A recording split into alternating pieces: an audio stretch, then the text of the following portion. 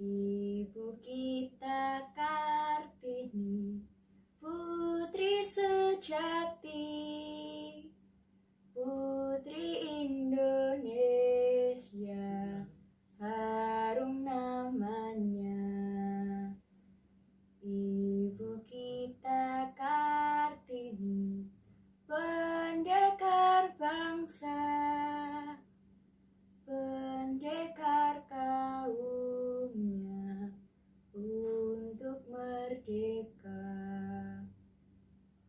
Wahai ibu kita Kartini, putri yang mulia, sungguh besar cita-citanya bagi Indonesia.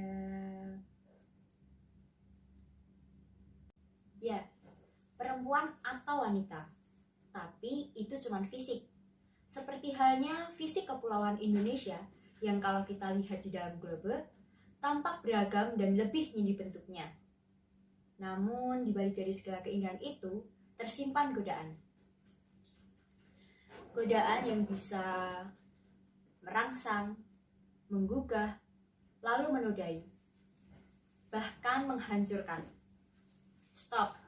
Eits, putar otak Anda kembali normal. Hancurkan fantasi itu untuk sementara waktu. Bukan sekarang dan bukan di sini tempatnya. Karena ini ruang suci, ruang beradab, ruang bermoral, ruang wacana, dan ruang inspirasi. Jangan kau nodai dengan hal-hal yang tidak pada tempatnya. Hal yang berkedok, hal yang munafik, dan hal yang picisan.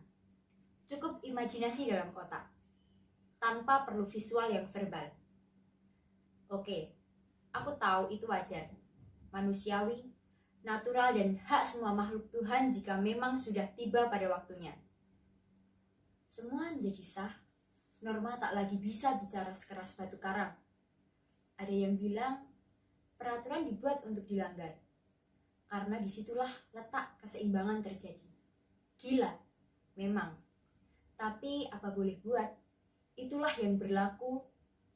Mungkin sejak zaman nenek moyang, entah kita tetap bisa menerima dan malah tak jarang ikut menikmati sisi pelanggaran itu. Benar atau tidak? Itulah Indonesia dan perempuan. Dua sosok yang berbeda, namun punya banyak persamaan. Dua sosok yang indah dan menakjubkan. Ada indah, pasti ada buruk. Ada takjub, pasti ada jijik. Taruh kata pelecehan, bisa saja muncul di balik keindahan yang menakjubkan dari kedua sosok ini. Pelecehan sangat mudah merajalela hanya karena faktor fisik.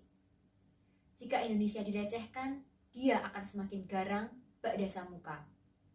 Seperti Semar kehilangan Kuncung. Tapi Indonesia sebenarnya belum punya sosok Semar.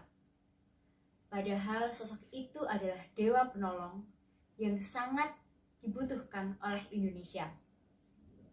Indonesia saat ini bagiku masih seperti ala setra Gandamayit. Belum sampai pada tahap Amarta. Tapi itu hanya pendapatku loh. Jangan terpengaruh. Ini hanya pendapat sebagian wong cilik. Apalah arti pendapat wong cilik sih? Terlalu tinggi dan rapat gedungmu untuk bisa mendengar. Wong cilik juga tidak punya aji sakti yang bisa menerobos, bahkan menembus bentengmu. Kecuali aku adalah koki atau tukang kebun, atau satpam di situ lain cerita. Jadi sekali lagi, kalau memang tidak layak didengar, tutup telinga saja. Habis perkara. Daripada telinga panas dan urusan menjadi lebar, runyam nantinya. Itu tadi adalah Indonesia. Nah, bagaimana kalau perempuan? Semakin dilecehkan, wanita punya hak untuk memberontak. Namun tidak brutal dan anarkis. Pemberontakan wanita lembut dan indah, namun menyayat bahkan menusuk. Bak Sri Kandi yang berbayang berbadi. Lewat karya seni pemberontakan wanita bersuara, susunan manekin bergelayut di atas rel kereta dalam kisah tanpa narasi seorang Tita Ruby begitu dahsyat berbicara tentang tumbal Indonesia. Dolorosa Sinaga menguak pedih lumpur lapindo berantas dalam garapan patungnya. Ratna Sarumpait dengan gulat ekspresi dan jerit lantangnya di atas panggung teater. Polisi Garusadi lewat suara merdunya pada alam. Lembar-lembar jurnal perempuan yang kritis dari seorang Mariana Amiruddin dan Butet Manurung dengan sakolanya. Dan masih banyak lagi serikandi-serikandi lain yang bertebaran di seantero Nusantara ini.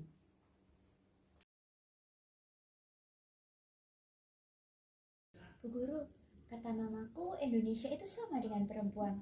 Benarkah itu? Shan, Pertanyaanmu cerdas sekali, Upi. Menurut ibu bisa benar, bisa juga tidak. Kata mamaku lagi, ada pula bedanya. Ibu Guru tahu tidak apa bedanya? Duh, ibu mengalah saja deh. Apa bedanya, Upi? Shan. Kata mamaku, kita sebagai perempuan tidak boleh mudah menyerah. Nanti benteng kita mudah terserang musuh. Bukannya saat ini benteng kita sudah diselundupi oleh musuh-musuh terselubung? Iya juga sih, Bu. Tapi tidak ada salahnya kan jika kita tetap waspada agar kita tidak mudah terlena oleh bujukan musuh kita. Iya deh sayang, ibu kalah. Salah. Ibu berpihak pada Upi, biar benteng kita makin kuat. Kembali lagi ke masalah perbedaan tadi. Ibu benar-benar tidak tahu. Bolehkah Upi memberitahu pada ibu? Oke deh, kali ini Upi baik hati pada ibu. Jadi baik hatinya cuma hari ini aja nih. Just kidding, bercandalah ya Bu, gitu aja sewot. Ibu juga bercanda sayang. Ibu malah bangga punya murid secerdas kamu. Mungkin jika lulus nanti, ibu akan sedih karena berpisah denganmu. Tapi ibu akan terus berdoa untukmu agar kelak nasibmu tidak seperti ibu. Maksud ibu? Tidak sekarang Upi, suatu saat kamu akan temukan jawabannya.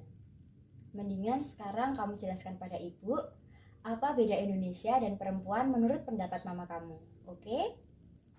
Iya deh, kata mamaku, kalau perempuan itu seringnya mudah sekali dibohongi. Tapi kalau Indonesia itu mudah sekali berbohong. Masa Indonesia sejahat itu, Bu?